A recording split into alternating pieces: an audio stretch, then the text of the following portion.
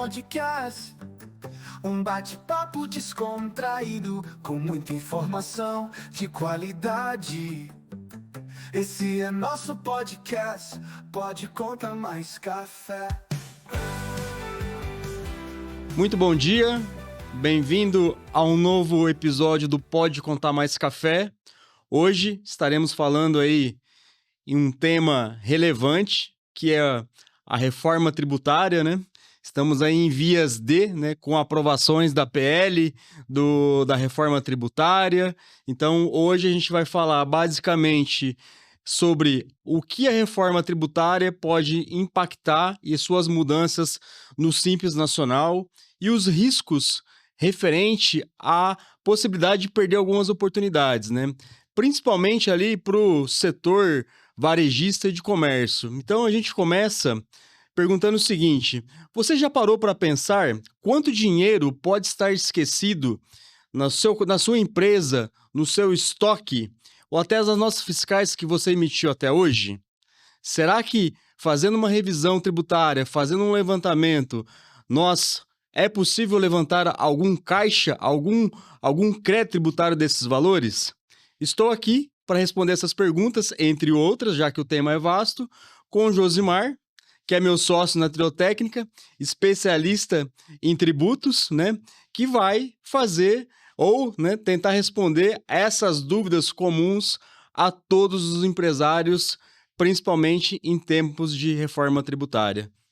Bom dia, Josimar. Bom dia, ou boa tarde, ou boa noite, depende da hora que você vai ver esse podcast. Meu nome é Josimar Santos, sócio da Triotécnica, e a gente vai falar um pouquinho aqui, de maneira mais rasa, mais superficial, sobre a Lei 214/2025, que é a reforma tributária, sobre o PL 108/2024, que passou pela Comissão de Justiça do Senado e traz muita informação sobre a regulamentação da reforma tributária em si, mas ainda está, de novo, em sede de discussão. E também vou falar das oportunidades para o mercado varejista, atacadista, de material elétrico, construção, material hidráulico, iluminação, casas de tinta. Então, são bastante oportunidades. É uma janela que está se fechando, na verdade. Ela foi aberta e o intervalo dela é bem curto. É curto, né? É curto. Então, é mais sobre isso que a gente vai falar hoje. E fica conosco que tem muita informação importante e útil e que vai impactar seu negócio de maneira muito grande. Porque se você não se preparar agora, pode não haver depois. O importante desse bate-papo, que além de falar especificamente sobre os pontos da reforma, nós vamos trazer de uma maneira superficial alguns cases de clientes que já se beneficiaram, principalmente com a recuperação tributária, clientes que já recuperaram em torno de R$650 mil, clientes que já tinham, inclusive, débitos parcelados que foram beneficiados com o levantamento de créditos referente à apuração ou levantamento de ICMS. Enfim, são vários cases de sucesso que a gente vai trazer aqui de uma maneira superficial para vocês poderem ter uma percepção, terem assim, tangibilizar como que funciona o levantamento de créditos. E para começar, Josimar, tem uma pergunta para fazer. Principalmente, o empresário tem muita dor, né? E por que hoje muitos donos de lojas de material de construção elétrica acreditam que o Simples Nacional resolve tudo? Isso parece que é uma máxima, né? A gente tem uma máxima. O Simples Nacional, ele não é tão simples. E ele é até complicado para material de construção, porque ele deixa você numa zona de conforto e agora uma zona fora da oportunidade. Porque se você não consegue ter o controle, se você emitiu nota no Simples Nacional, você deixou dinheiro na mesa, e deixou bastante. E porque o Simples Nacional, ele não é favorável a esse setor. As pessoas ocupam muito esse lugar por uma crendice, né, digamos assim, um mito de que é o melhor lugar. Aí ela acha que o Simples vai ser mais tranquilo porque não vai emitir nota. E isso vai acabar com a reforma. Uhum. Quem não emite nota vai quebrar na reforma. Literalmente, hoje o dinheiro toma uma dimensão eletrônica quase irreversível. Então, não vai dar para praticar escambo e trabalhar só com dinheiro.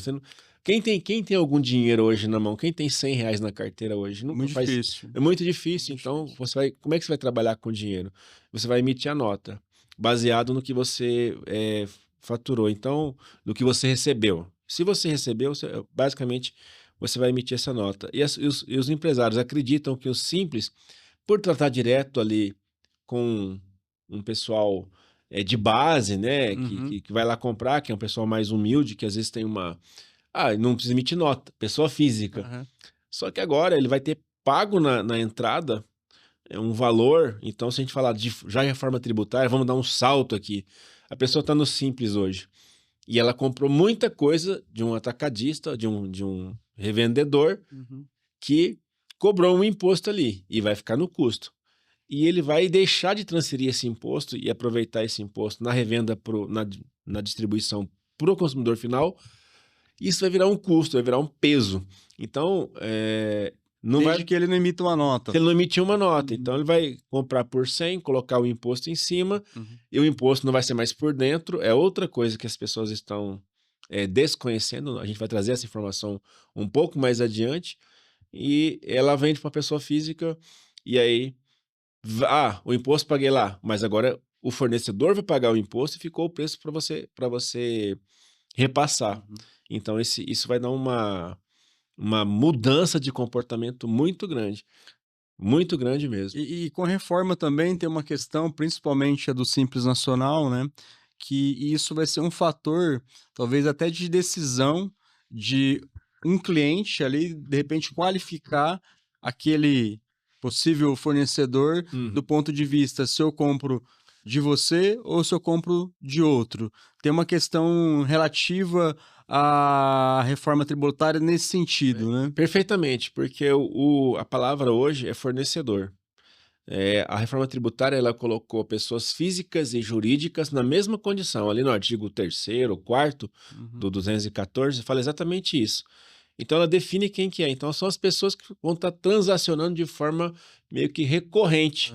Então, não existe mais, é uma pessoa física, é o contribuinte do IBS e CBS. Não, pessoa jurídica, é só pessoa jurídica. Vamos falar assim, PIS e COFINS. Só quem pagava era a pessoa jurídica. Agora, a pessoa física pode ser contribuinte também do PIS e COFINS. No caso, o IBS, né? Então, a gente vai ter essa dicotomia agora de as transações serem avaliadas sobre a ótica da transação e do fornecedor. E nessa situação, poucas situações estarão afastadas de IBS e CBS. Vamos falar de IVA dual, fica mais fácil, que a transição vai começar a acontecer em 2027, vai até 2033. Então, elas vão ter que se adaptar e entender. Um caso comum: locação não paga PIS e COFINS. A partir de 2027, é muito possível que, a depender da condição do locador, do recebimento do valor ou da quantidade de imóveis que ele tem, essa pessoa vai pagar IBS, CBS e além do imposto de renda, independente de ser pessoa física ou jurídica. Entendi. Bom, e fugindo um pouco aqui do roteiro, inclusive, aproveitando já que a gente está falando de Simples Nacional e da reforma, na sua visão, é precoce dizer ainda que a manutenção do regime do Simples Nacional com o advento da reforma tributária, ele vai ser um regime menos usual? Perfeitamente, vai ser. As empresas que vendem para consumidor final talvez prefiram ficar. Agora, aquelas que fazem vendas entre empresas, entre CNPJs, não vão ficar. E até isso vai mudar. Imagina o seguinte, que você é um locador e eu tenho um imóvel para fazer uma reforma e estou na minha pessoa física. Eu, em dado momento, posso ser contribuinte do IBS-CBS. Então, talvez eu vá procurar um fornecedor que não seja do Simples para eu poder pegar aquele imposto. Então, assim, ainda que eu seja pessoa, que o meu cliente seja pessoa física, em um dado momento, eu sou um locador, tenho um único imóvel. Eu já sei que o ano que vem, de repente, eu vou pagar o IBS-CBS. Eu tenho que começar a conhecer quais são os meus fornecedores que poderão transferir o crédito para mim. E aí uma pessoa do Simples, muito provavelmente, vai ser excluída desse rol. Vai transferir menos créditos. Sim. E aí Seu custo vai aumentar. Seu custo vai Do aumentar. tomador, Então, você na fala, pô, verdade. se eu vou pagar alguma coisa mais caro, que eu pague então para eu poder ter o crédito. Uhum. Isso e vai mudar drasticamente isso. Certo. E como a gente estava falando da questão dos empresários ou dos negócios que estão no Simples Nacional, quais são os maiores erros aí os erros mais comuns aí que você atribui na sua experiência quando você analisa uma empresa que está no Simples Nacional? Primeiro, acreditar que o Simples Nacional é um mito, Uhum. assim, é uma proteção. Eu tenho um case aqui, ele é bastante emblemático, que você acredita que eu não sou do Simples, não vou ser nunca fiscalizado, não vou ser pego.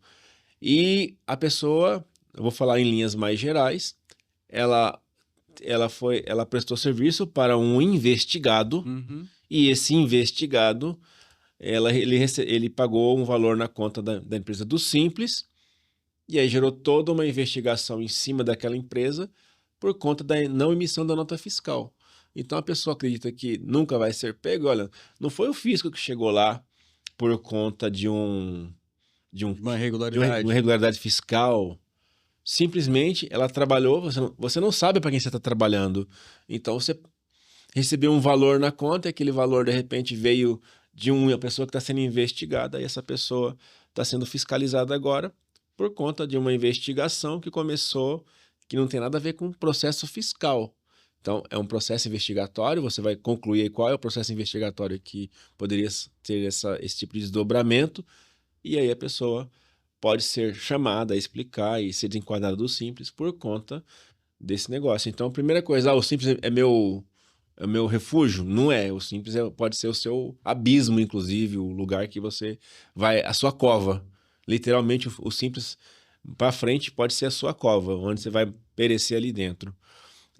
O outro erro é achar que não precisa ter muito controle. Exato. Então, não, faço. Aí ele não consegue ter a dimensão exata do negócio dele. Aonde ele ganha, aonde ele perde. O Simples, às vezes, tem desvantagens para alguns negócios. Uhum. Ele permite que você fique também sem controle das operações, no seguinte sentido: vou tocando assim porque eu só vou viver do fluxo. Uhum.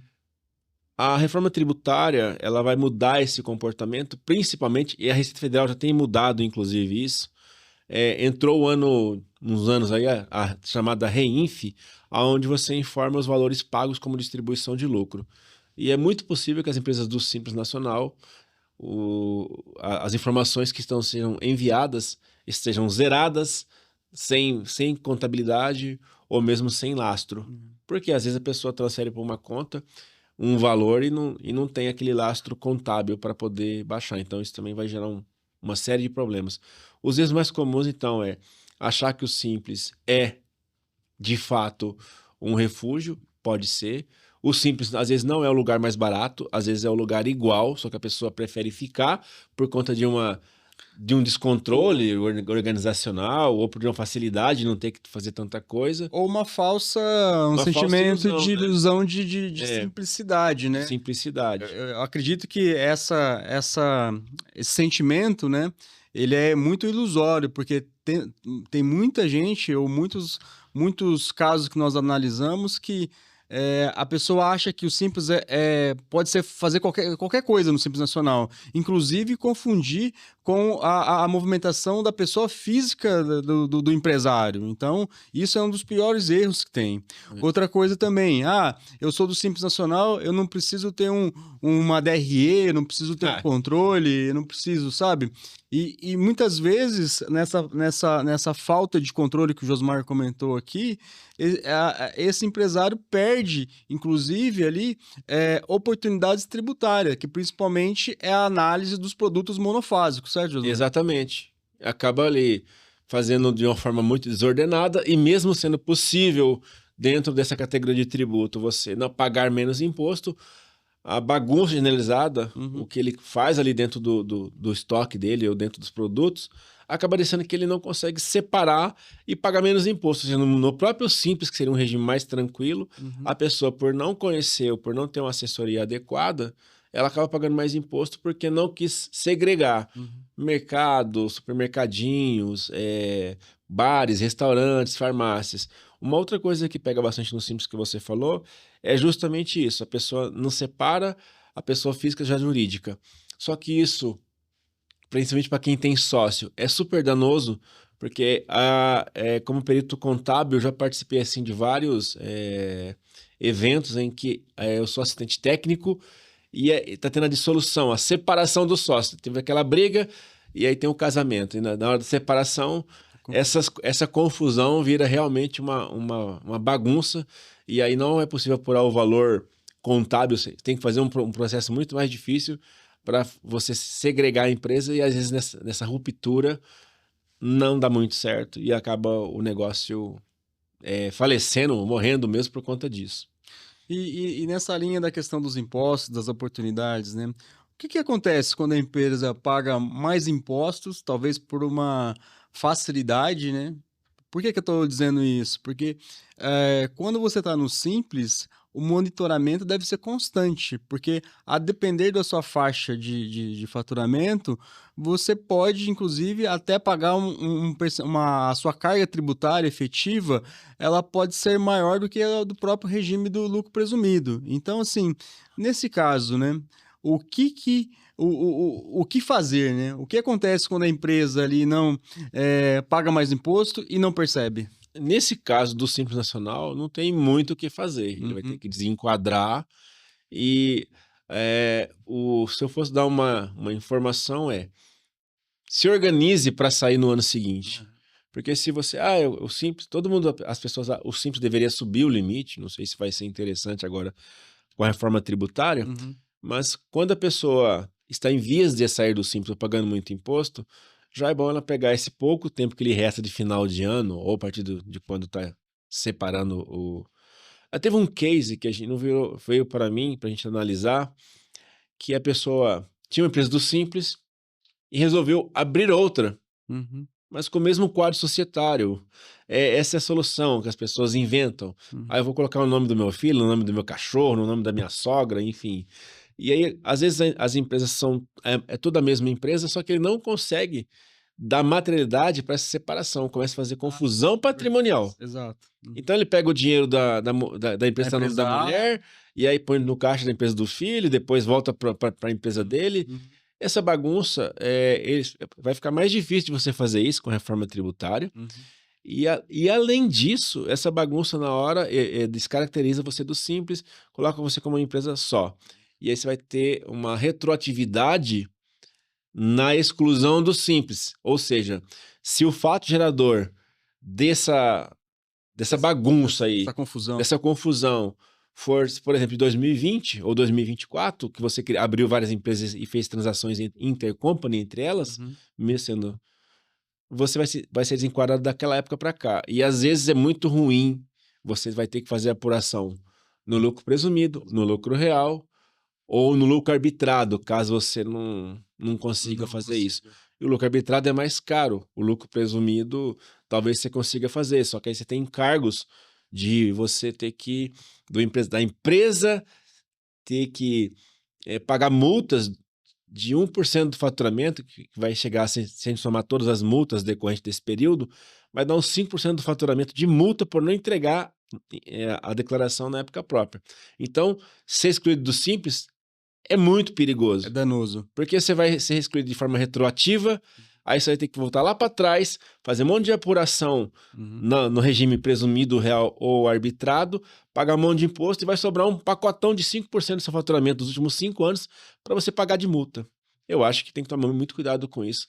As pessoas não têm a noção exata do problema que é ser excluído do Simples. E às vezes por coisas simples, coisas banais. E além de tudo, né, nessa ânsia de você querer talvez diminuir a sua carga tributária, você cria você cria 2, você cria 3 empresas ou mais, e a gestão começa a se tornar muito complicada, porque você tem que ter, né, são 3 ou 4, 5 empresas diferentes, querendo ou não, e você tem que ter o controle individualizado para todas elas, né? Então, e cada uma delas, por ser uma personalidade jurídica distinta, elas têm que ter vida própria, né? Então, essa confusão que existe tem que ser evitada ao máximo, né? Então, você resolve, teoricamente, tenta resolver um problema, uma questão, e arruma um problema muito maior, né?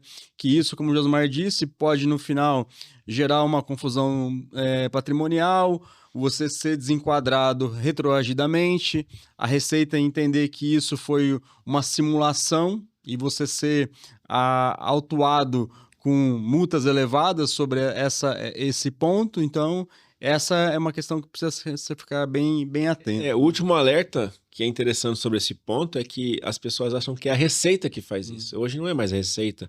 Hoje quem faz são as prefeituras e os estados que fiscalizam muito o Simples, porque eles perdem muito se você não é do Simples.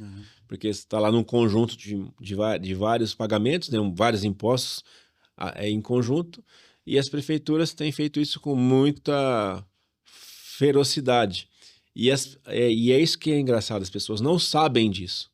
Não sabem que as exclusões do Simples são constantes e são retroativas. E acaba achando que isso nunca acontece. Então, falamos aqui um caso de exclusão de Simples, de pessoa que estava sendo investigada e aí pode ser excluída por conta disso, porque tem uma situação lá em que ela recebeu sem emissão do documento fiscal e caiu numa investigação, não tinha nada a ver com tributo. Aí agora a questão da confusão patrimonial e a abertura de várias empresas que acabam gerando esse problema grave, né? Tá. E seguindo aqui com o nosso roteiro, qual que é o impacto da reforma tributária para quem não se ajustar agora? Porque a gente sabe que existem oportunidades que com a reforma isso fica, né? Oportunidades que eu digo, oportunidades tributárias, que às horas a gente lê que com a reforma isso acaba, horas é mantido. Então, qual que é a sua opinião sobre essa questão da reforma? Você fala... Das oportunidades, né? Oportunidades. Porque você tem que pensar você não pode esperar ela chegar. Não. Na verdade, ela já está acontecendo. Esse mês agora de outubro, tem a informação, já está sendo calibradas as informações para quem é comércio.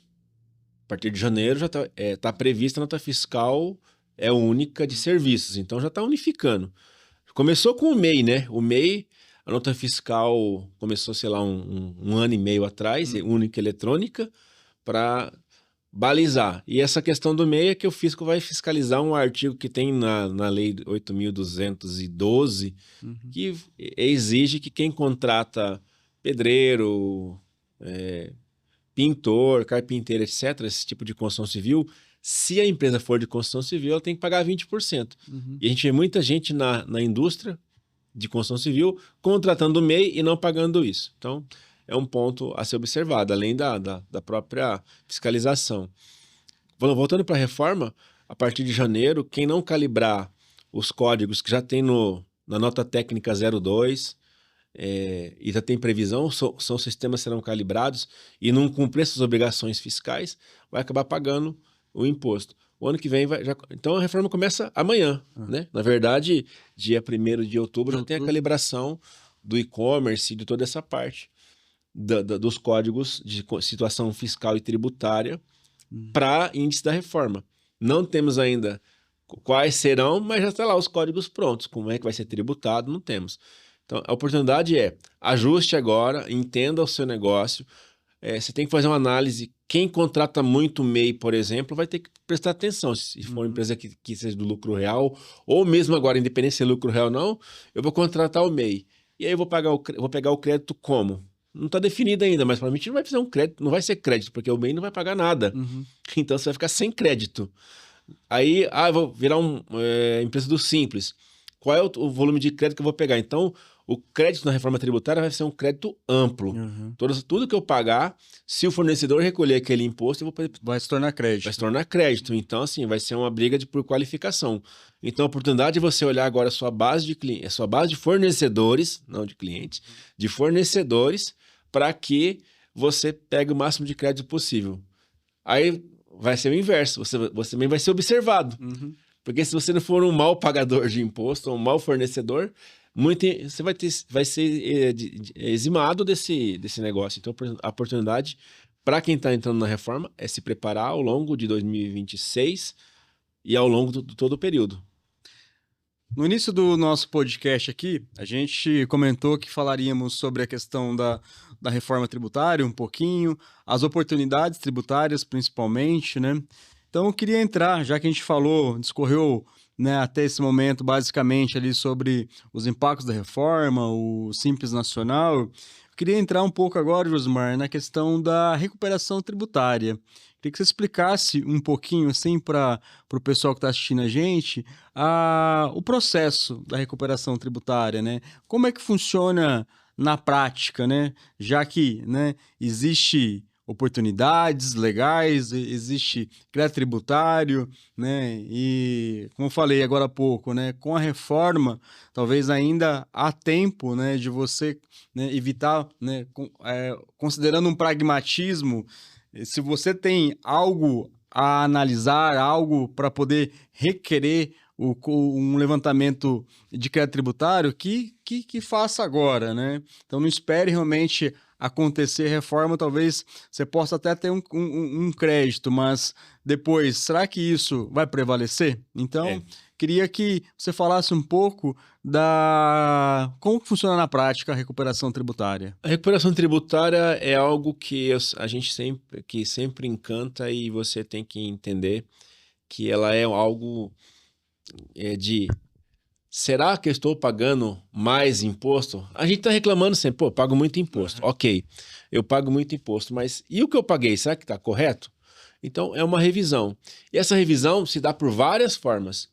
Por exemplo, faz uns 2, 3 meses, e ainda esse mês de agosto agora, saiu um entendimento da Receita Federal falando o seguinte, olha, se você tem a atividade X de manutenção, é específica para um setor de portuário, por exemplo, mas estava lá a solução de consulta. A manutenção que visa fazer esse tipo de processo, separar a água do mar do óleo, por exemplo, existe lá uma legislação toda específica, a Receita falou assim, eu entendo que você pode pegar o crédito. Então, quer dizer, até 15 dias atrás, ninguém pegava o crédito.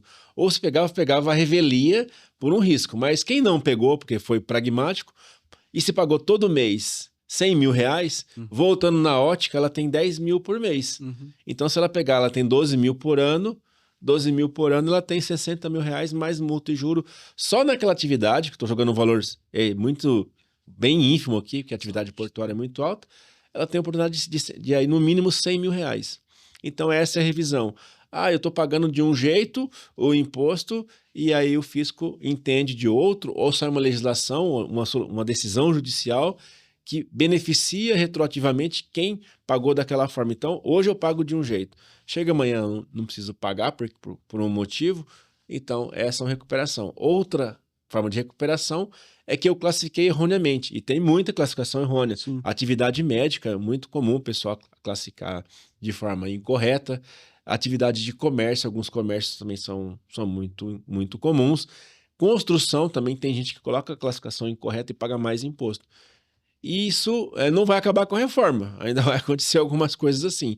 Mas, nesse sentido, a recuperação tributária é isso. Eu faço um pente fino na minha escrituração contábil, vejo tudo que eu paguei a mais e peço faço uma retificação, que é o processo que a própria Receita determina, e faço recuperação, pego de volta aquilo que eu paguei a mais. Peço de volta uma restituição igual no imposto de renda da pessoa física. E assim, dentro da recuperação tributária, quais são os impostos mais comuns ali que a gente pode fazer um levantamento de crédito? PIS e COFINS, para lucro real presumido. Imposto de renda, também lucro real é presumido, mais comum no lucro real. ICMS, subvenção tributária, para quem tem comércio que paga subvenção tributária. Exclusões de um imposto sobre o outro, também tem isso. Então, estou falando do mesmo imposto, PIS e COFINS. E tem casos específicos, por exemplo, de agronegócio, que aí tem o crédito presumido, que a pessoa não pega, ou que pegou numa alíquota menor, e aí ela pode pegar na alíquota maior se ela atender a alguns requisitos de programas específicos. Exemplo, no laticínio tem um programa do leite agora, acho que eu podia falar mais leite, mas não lembro agora o nome, tem uma lei específica. Aí, para produtores de mudas, também tem uma questão do mapa, aí tem um cadastro no mapa para ser feito e entrar dentro de um programa para ter o benefício. Então a gente tem vários outros de setores, né, setorizados. E dentro do processo da recuperação tributária, o que geralmente é analisado? Aí é tudo. É. A gente pega a informação, olha se tem parcelamento, olha se pagou os impostos, verifica a apuração, verifica a DRE para ver a consistência daqueles números, que a gente já pegou coisas engraçadas. A pessoa tem um número para recuperar, mas a DRE dizia outra coisa. E gerou uma conversa com o empresário, ele não soube explicar, aí a gente descobriu que tinha algumas coisas ali que estavam mal feitas contabilmente. O dinheiro existia, mas a contabilidade não estava refletindo aquele valor. Teve que ajustar esse... É importante frisar isso, porque muita gente acha também, fala assim, vamos fazer uma recuperação tributária e está tudo resolvido. Mas existe uma coerência também. A recuperação tributária não é simplesmente você achar que tem um crédito, vai lá e pronto. Existe uma análise, existe todo um cruzamento entre aquilo que você acha que tem ou aquilo que, teoricamente, a legislação fala que você tem direito, mas a sua operação ela tem que espelhar de maneira condizente todo esse crédito. Senão, não há o que se falar de crédito. É exatamente isso. Nós tínhamos o crédito, nós fomos procurar na DRE identificar, porque a contabilidade é feita para mostrar, não é feita para esconder. E aí a gente não achou o número de plano. Aí a gente questionando as pessoas responsáveis, mas onde está evidenciado esse número? E começou vários questionamentos. Aí nós vimos que estava contabilizado de uma forma incorreta. E aquela forma beneficiava, inclusive, ela ter um resultado maior em termos de operação, porque ela fazia pelo líquido. Então ficou bem curioso, né? Assim, nós falamos, cara, mas aqui o seu resultado é maior, não pagou mais imposto por isso. Mas em termos de rentabilidade, análise de negócio, a nossa revisão de contabilidade da parte tributária, no caso, mostrou que a contabilidade tinha algo a ser refeito e que ia mostrar para o mercado, em termos de margem bruta, um número muito melhor. É isso. E esse processo, geralmente, ele é demorado? O cliente, por exemplo, assim, né? Você começa a falar de recuperação tributária, de crédito, o cliente, ele já fala assim, puto, quando que eu vou ver esse dinheiro no meu caixa? Como é que funciona isso? O processo ele não é demorado, ele é criterioso, ele não pode ser feito, tem gente que promete em 7 dias, e aí fazem algumas informações. Eles colocam parâmetros dentro de um sistema. Então, e aquele parâmetro, ele não é uma consultoria. Você tem que pegar para o cliente, olhar para aquela empresa e tentar identificar. Existem padrões? Sim, existem. Mas as pessoas, às vezes, esquecem que tem humanos por trás e que foi feito de uma forma diferente. Pode ter feito de uma forma diferente. E aí, aquele padrão, ele tem um desvio. Então, ele não demora. Em média, você consegue realizar um processo desse em torno de 40 dias. 40 dias. A partir de toda a documentação completa. Também depende do tamanho da empresa e da oportunidade que você vai validar. Tem umas mais pontuais, tem umas mais já de escala e tem umas que são mais minuciosas. Essas requerem mais atenção, mas geralmente são as que mais dão retorno financeiro, porque aí você fez uma análise detalhada e muito direcionada do que você está buscando. A gente teve uma experiência aí de que a gente começou com R$1,5 milhão numa empresa, chegou dobrando o valor para 3 milhões, porque a gente realmente passou um pente fino. Foi um processo, e aí vem escala, você tem que vir arrumando períodos por período, então demora um pouquinho. Mas quem que não quer receber R$1,5 milhão a mais do que estava na expectativa? Mas, de modo geral, as recuperações em torno de 40 dias já estão prontas, e o valor você pode já aproveitar de imediato ou pedir como se fosse um imposto de renda na pessoa física, uma restituição em dinheiro. Normalmente não vejo vantagem. Uhum. Existe algum risco? E outra pergunta, no caso do cliente ou do contribuinte possuir algum débito, como que fica nesse caso? Até a gente tem um case a respeito disso. A gente tem alguns cases sobre isso. Se tiver o débito parcelado, a restituição acontece normalmente. Se tiver débitos em aberto, vai ser solicitado o pagamento, a compensação de ofício. Então você vai pedir o dinheiro de volta. Você pede 100, mas está devendo 200, você não vai ver nada. Você pede 100, está devendo 50, vai devolver 50 e assim vai. Ou não vai devolver nada, que você vai querer compensar com outras coisas.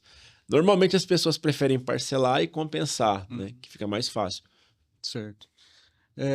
Sobre a gente estava falando daquele case de 650 mil, para a gente trazer aqui um exemplo mais material para o nosso ouvinte aqui. Esse case ele foi engraçado. Nós começamos com a questão do ICMS substituição tributária para fazer a exclusão, né? E o valor nem era muito expressivo.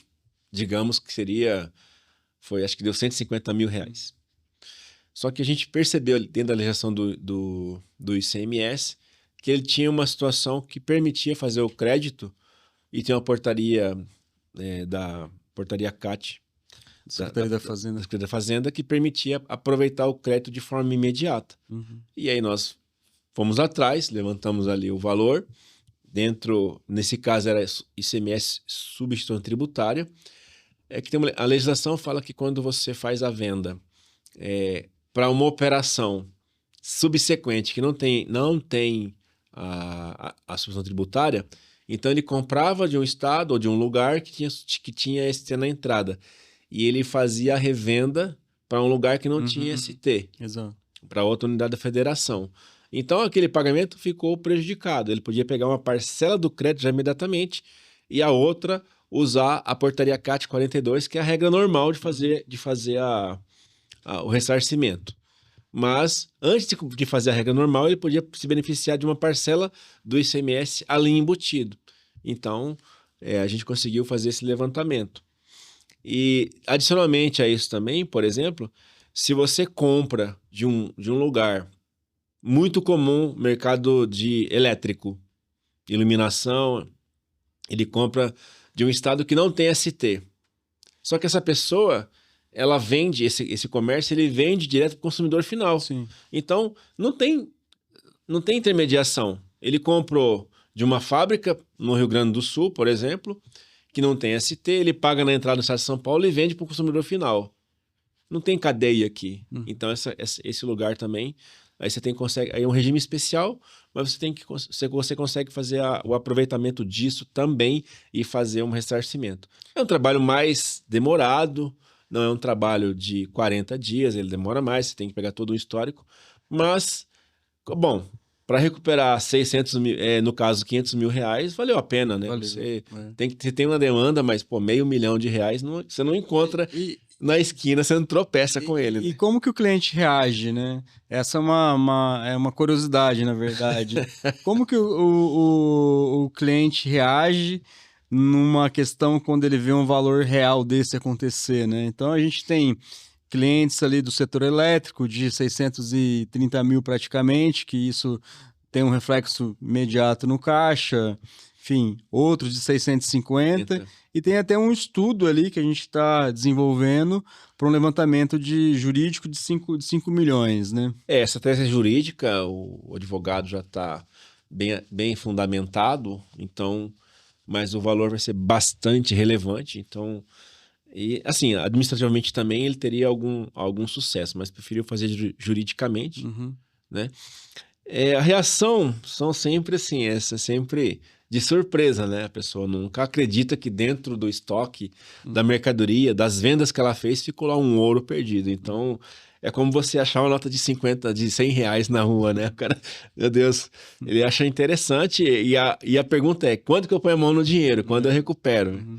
A gente tem que... É uma administração de ansiedades, porque aí tem todo um processo que você tem... Você faz isso num diagnóstico, então a gente chega lá e fala, igual a gente vai chegar amanhã e falar pro cliente, olha, você tem 100 mil reais aqui. Né? E aí eu já identifiquei outras oportunidades, a gente vai fazer isso amanhã, inclusive, é uma indústria que ele deixou de pegar em algumas, a gente pode chegar a quase 400 mil. E ele já vinha fazendo. Ele só deixou de fazer num período pequeno, por algum motivo técnico lá, a gente não entra nesse mérito, eu não estou nem um pouco preocupado os motivos, eu estou preocupado em resolver a situação. Então, eu estimo levantar em todos os créditos aproximadamente 600 mil reais, mas amanhã já vou apresentar 100 mil reais. E a pergunta vai ser, quando que o dinheiro vem? Não estava preocupado até agora, Não né? tava A partir do preocupado. momento que você traz o número, Traz essa o número. urgência acontece.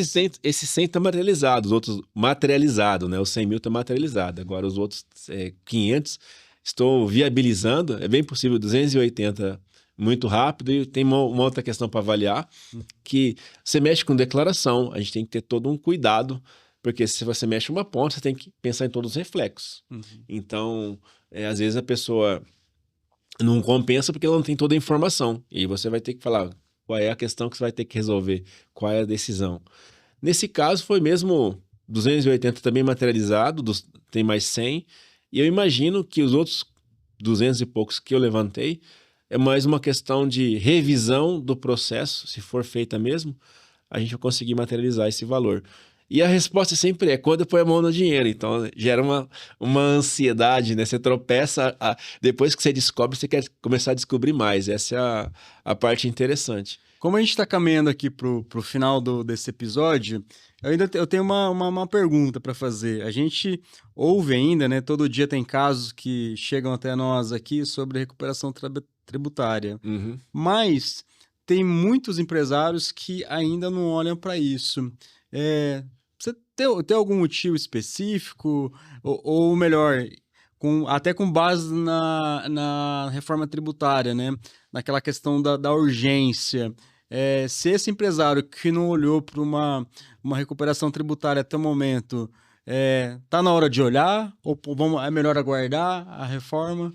A hora de olhar é sempre agora. Não tem como você querer deixar um dinheiro. Você tem ouro guardado no seu estoque, você tem ouro nas notas que você emitiu, você tem ouro para todo lugar que você olha dentro da empresa. Então, assim, com a reforma tributária, nós não sabemos como que vai ficar essa compensação, se é que vai ser possível. Tem lá as definições no artigo 270, se não me engano, 268, não lembro de cabeça agora, de que eu vou poder pegar os créditos. Só que a gente está falando de um crédito que é um crédito do estoque e que esse aí seria, por exemplo, o ICMS que eu tenho acumulado.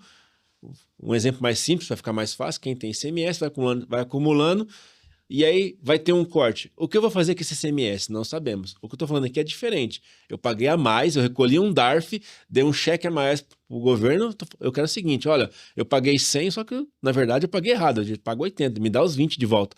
Isso é dinheiro imediato. Isso aqui praticamente, você tem aí mais um ano para fazer isso.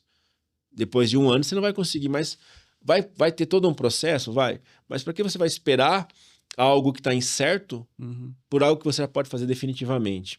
Então, para mim, e respondendo a sua pergunta com relação a por que as pessoas não olham, aí tem pelo menos 3 causas que eu identifico. O mito de que recuperação tributária chama fiscalização.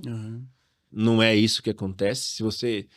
Se você pagou o imposto e você pagou errado, a própria Receita já determina que você faça a retificação para poder pegar de volta. Então, tem casos de fisioterapia, por exemplo, as pessoas têm lá um julgado de fisioterapia, está na Receita Federal, está julgado, e a Receita falou assim, se você apurou errado, é direito do contribuinte, lá em 2021 saiu uma solução de consulta, que você refaça a apuração. Porque a fisioterapia, por exemplo, mesmo sendo lucro real, paga de uma forma diferente. Aliás, serviço de saúde vai mudar bastante na reforma tributária, fica atento. Então, é a forma de você apurar. Primeiro problema é o mito de que chama fiscalização, que a Receita vai fiscalizar. Segundo, eu não emito nota. Não, vai pegar daquilo que você emitiu de nota. A Receita Federal já sabe, o governo já sabe daquilo que você não emitiu. Você está no risco do mesmo jeito. Uma coisa é não ter pago de algo que eu não paguei de fato, eu omiti 100%. Mas daquilo que eu fiz, eu paguei errado daquilo que eu fiz, então eu posso pegar de volta. Uma coisa não tem nada a ver com a outra. E o terceiro, assim, que é o medo. É o medo generalizado, porque tem gente vendendo muita ilusão. E a gente vê todo dia um case, né? De gente que pagou alguém, que incentivou alguém, estimulou alguém. Por falsas promessas. Por falsas promessas. Então, assim, sempre desconfie. Não passa na minha cabeça, e aí eu vou falar uma crítica aqui, você dever 100, e aí alguém fala assim, me dá 70 na minha conta pessoal, na conta da minha empresa, você vai recolher 5 pro fisco e eu vou compensar 25. Isso não tem lógica. Então fica um aviso. Se você... Olha, é aquele negócio dos nossos pais. Quando eles esmola demais, o santo desconfia. Você deve 100. Aí você vai economizar 25 e vai desembolsar 75. Tem que ser muito ambicioso para não ver algum tipo de coisa estranha nesse negócio. Então, assim, são as coisas que estão acontecendo por aí que a gente sabe desses tipos de coisa. Além disso, a própria Receita Federal já travou algumas coisas. O que era comum dos aventureiros é a pessoa inventa um pagamento. Isso que é importante que o empresário saiba. Sempre que você for fazer uma recuperação tributária, peça para pegar a origem daquele pagamento. Se o aventureiro inventou um valor, como é que você tem direito a crédito? Onde você? Então, é importante ter um relatório, ter um laudo devidamente assinado das pessoas que fundamentação. A fundamentação legal. Sem isso, você fica à mercê desse tipo de atitude. O contador é um aliado nesse processo. Às vezes ele também tem as suas responsabilidades, então é importante fazer isso. Então, medo de ser fiscalizado, isso é uma coisa comum. O mito de que eu estou devendo e eu fiz coisas incorretas, então não posso pegar daquilo que eu fiz correto ou daquilo que eu fiz a mais. E às vezes até uma oportunidade para você pegar aquilo que você pagou a mais e corrigir aquilo que você não pagou, que você omitiu. E o terceiro é esse medo por conta das aventureiros que tem por aí, né? Que fazem as coisas além daquilo que deveria fazer. Ótimo. E assim, só para encerrar agora mesmo, você falando para o empresário, né? Qual que é o primeiro passo prático que ele poderia dar hoje? Principalmente aquele empresário que ainda não fez nenhum tipo de estudo tributário ou recuperação tributária. A primeira coisa é fazer um diagnóstico. O diagnóstico a Trilotécnica faz de forma sem custo, sem oneração, preenche alguns requisitos. Nós temos aí nas nossas plataformas alguns filtros, porque tem gente que acha que a recuperação tributária é qualquer coisa. E que não tá, o empresário de fato que quer cuidar do seu negócio, ele investe ali 2 minutos, responde um formulário. Porque a vida não é simples. Tem gente que acha que eu tenho dinheiro, eu tenho um valor. Então, se esse valor tem, até para recuperar dinheiro do governo que ficou perdido lá, você teve que entrar, fazer um cadastro e você gasta bastante tempo fazendo isso. Por que não responder uma pergunta com 8, 9 questões para saber se você está no perfil e aí vai ser identificado vai ser entrado em contrato, vai ser contatado pela nossa equipe e aí faz um diagnóstico sem custo e tem um relatório até de performance da sua empresa, às vezes de impostos que não sabia que tinha, dívidas que não sabia que tinha, ou principalmente dinheiro que está ali em cima da mesa e você não está pegando. É isso. E aí deixar um recadinho aqui, principalmente para as empresas do segmento do comércio, do varejo, material elétrico, material de construção, toda essa segmentação que a questão do estoque, todo mundo sabe que ele é ouro, né? Mas pouca gente percebe que o maior pote de ouro ali pode estar nos tributos. Então, sim, se você tem uma loja, um negócio voltado para essa área, faça esse diagnóstico, peça um levantamento, peça uma análise, porque você pode estar deixando dinheiro no seu estoque, deixando dinheiro esquecido que você poderia estar no seu caixa. Então, contate alguém, procure alguém sério, especializado no levantamento de créditos, para que você também não venha a ter problemas no futuro. Então, esse foi o nosso Pode Contar Mais Café de hoje. Falamos bastante sobre a reforma tributária, sobre as oportunidades de recuperação de crédito. Queria agradecer o Josimar aqui pelas explicações dele, que trouxe esses esclarecimentos, e pedir para você seguir a gente nas redes sociais. Nossos episódios vão ao ar de 15 em 15 dias no YouTube, em todas as plataformas de streaming.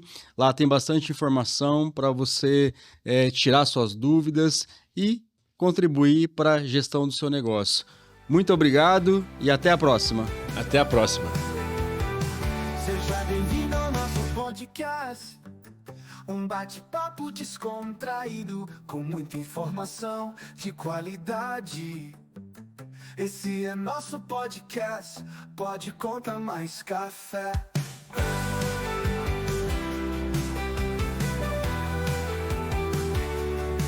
Pode Contar Mais Café.